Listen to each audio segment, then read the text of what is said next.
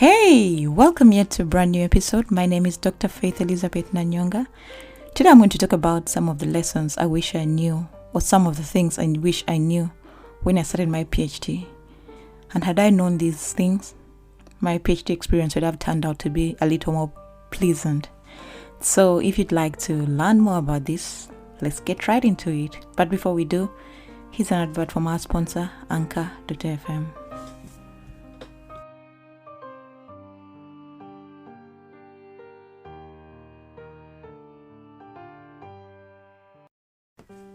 Your life comes first. I wish I had known that when you start a PhD, you should keep your expectations a bit low, because it's a journey, it's a marathon, not a sprint. So I should have taken care of myself very well. At the start, I downed into the work. You have a lot to do, you're very expectant, you're very ambitious, but along the journey, there's always ups and downs. So I wish I had taken time to take care of myself more and maintained a good work and life balance as I was doing my PhD. I found that the first year was the hardest for me, given the fact that when I joined the PhD, many things weren't going right in terms of the project that I was working on. I was new in a different country, totally different culture, trying to get along with the politics of the lab, the dynamics of starting a PhD, the long hours away from my home. I didn't really take good care of myself, and I wish I had known that. I would have put my health and my mental health a priority. I didn't do that, and I found that sometimes I would be very stressed. Sometimes I would fail to get out of my rut, and it wasn't really good at all. But when I learned that my mental health came first, I enrolled into a gym. I was able to work out. Every time I would feel stressed, I would go for a workout, I would go for a run, I would go out and do some shopping because I love the retail therapy that comes with it. So it really helped me so much to cope with the PhD stress and the journey of the PhD. So one thing that I want to advise anyone starting a PhD is your health and your mental health comes first. So put yourself first and cater to yourself, cater to your needs. Because you can't pour out an empty cup. You have to be full before you can overflow. So that's my first point and my first point of advice. Share your expectations with your supervisor. So starting a PhD is very exciting because, man, you've been admitted, you're in a new place, you are starting the highest qualification that you could ever gain out of studying. It can be a very exciting journey, but the first thing you need to do is to discuss your expectations out of the PhD with your immediate supervisor or advisor. Make them known to your supervisor in such a way that they know your work ethics, how you like to work, what times you like to be in the lab or working on the research, how you'd like to be supervised, when and how you'd be sending in your progress reports to them, how you'd structure your meetings, when they expect you to give them feedback in terms of the projects you're working on, and how you expect to receive feedback from them, whether you would write it in email, whether you should go there face to face, whether you should have a Zoom call. Do you need support on some hard components of your PhD, among others? So discuss all these things with your supervisor, because if you lay this foundation very obvious and flat, it's going to be a very pleasant journey for you.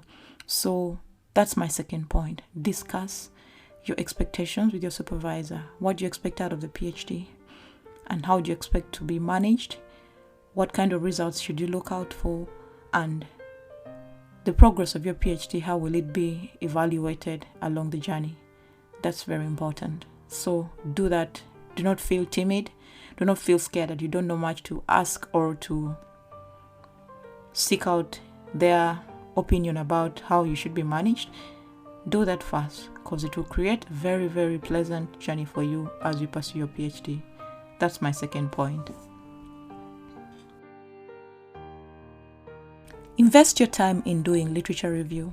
The basis of any PhD is literature review. It's where you will determine if there are gaps in literature that need to be filled by your project. It's where you draw your conclusion, your hypothesis, and the like. So invest enough time in your literature review. I found that my PhD was a bit rushed when it came to literature review, because as soon as I started, I had to go straight into the lab, which is sometimes good because you might be learning some techniques that you didn't know. But if I had spent more time rehearsing the literature review and getting to the nitty-gritties of the project, figuring out some gaps in the literature, it would have been very, very easy for me to understand everything from first principle before I embarked on going to doing the lab experiments. So literature review is very important. It will make a basis, it will help you discover some gaps in the literature, and it also help you in determining your hypothesis and also your conclusions of your PhD when you get the data. So literature review is very important.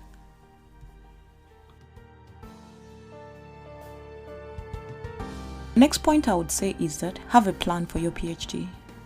I know you have 3 or 4 years or 5 for some, so you might not have a definite plan of how your project is going to run. But if you sit down and say, in my first year, this is what I plan to do. In my second year, this is what I'll do. In my third year, I'll go about it like this. In my fourth year, it will be this, or in my fifth year, it will be this. Why this is important is that it will give you a clear roadmap of what steps you need to do to accomplish your PhD.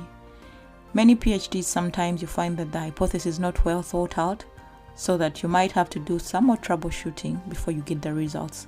But if you have a plan of how things are going to progress from point A to point Z, it will be very, very easy for you to know what you need to do on a specific day, later on a specific month, and later on in a year.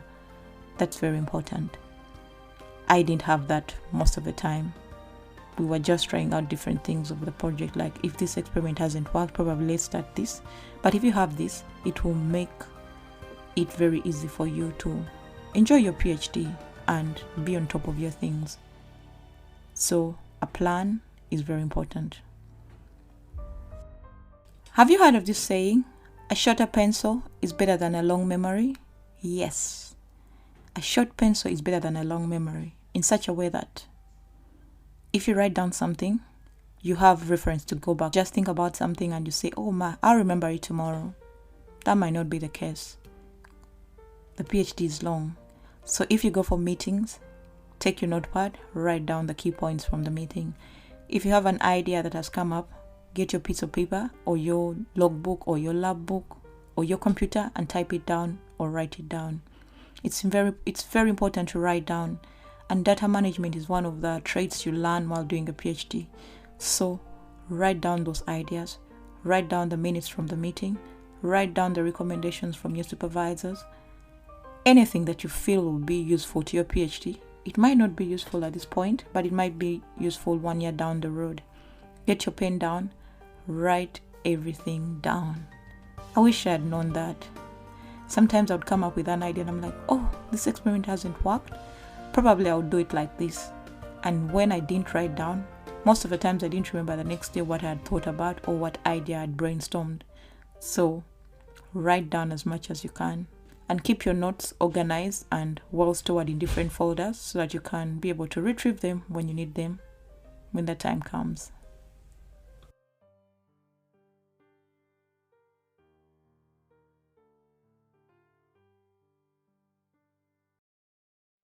Create backups of each and every work that you do during your PhD.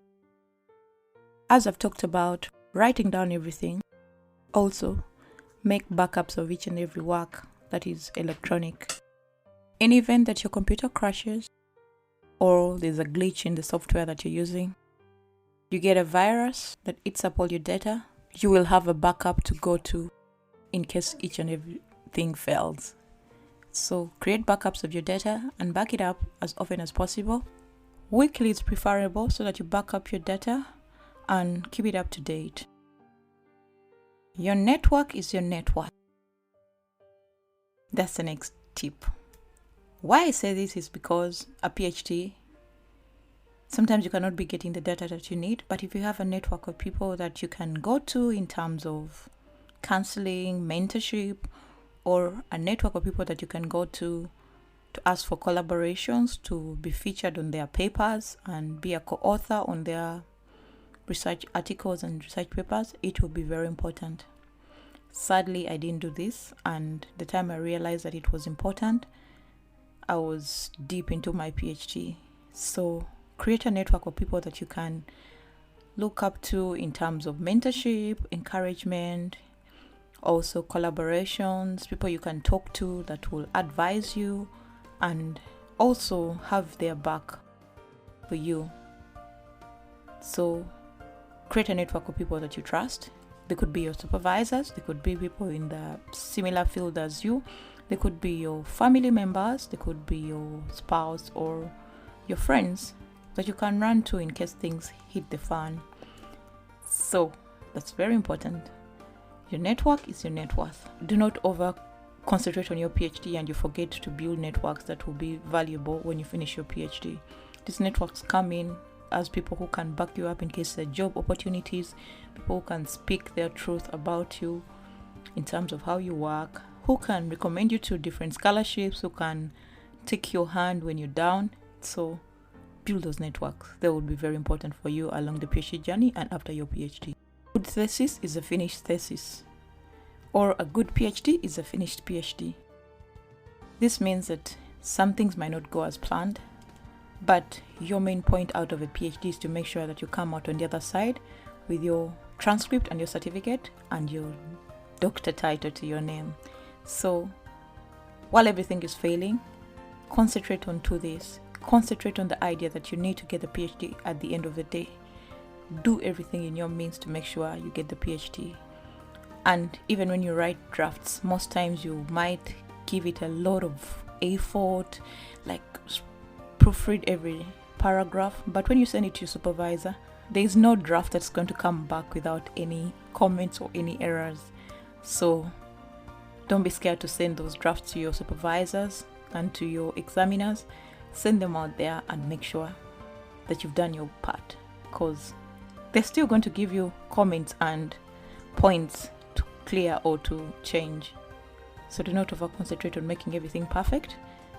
Just send those drafts in for review and for remark. The next point I want to talk about is create a support system. A support system are those people that will support you along your PhD despite anything happening. I've seen many students drop out of their PhDs because they didn't have the support system they needed, and sometimes it's inevitable to drop out of a PhD, but you have a support system that backs you up, that stands for you, that puts their interests before anyone's interest. You will be at a better pace of finishing your PhD. So a support system might consist your PhD committee, which might include a chairperson and two other individual people who are there to see that your PhD is going in the right direction and you're getting the right results and you're on your way to your graduation or to finishing the PhD. So build rapport with these people. Building rapport will mean that show them that you're really interested in the PhD and communicate with them in case you have any issues with your supervisor, with the project, anything like you think is important for them to know. Please air it out as early as possible. This will save you so much pain and so much discomfort and so much throughout your PhD journey. So have a support system. In many universities, it's the PhD committee, who are people who are out of your PhD in such a way that they don't have conflicting interest in your research, and they're people to see that you get the best out of your PhD experience. So build your relationship with these people and make sure they know that you are in for the long haul and your main point is to get the PhD at the end of the day.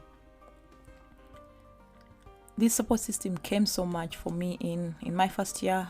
Things weren't going right, and at some point I had to go back to my country, which is Uganda, to see my family because my dad was undergoing an operation, and all that had taken a toll on me because the experiments are not working, my family member is not fine.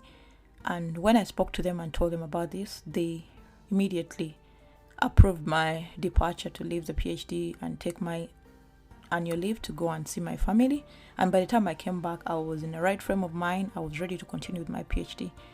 Hadn't I had this support system, I don't think I would have handled this scenario very well. So have a support system. It will help you along your PhD and you will love the insight and the encouragement they give you along the journey.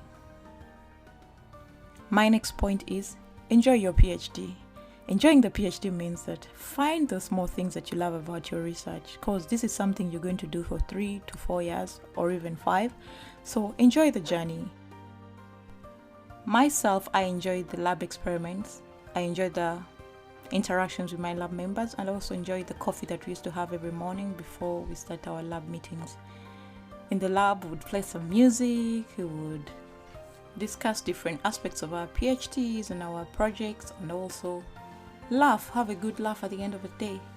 I loved going to the lab and I loved working with my lab members, and it was something I always looked forward to. So enjoy your PhD journey. I know it might not be a smooth one, but enjoy it. In the long run, you'll come out successful and you'll have a good time. If you've learned something from this episode, please like, rate and review wherever you listen to your podcast. And also I can't wait to speak to you in the next episode. In the next episode, we'll be having a guest, and I'm excited for you to tune in. Have yourself a lovely day wherever you're at, and bye-bye for now. Stay blessed. Remember, a PhD is not a sprint, it's a marathon. So you're in for the long haul, and I wish you the best of luck. Bye-bye.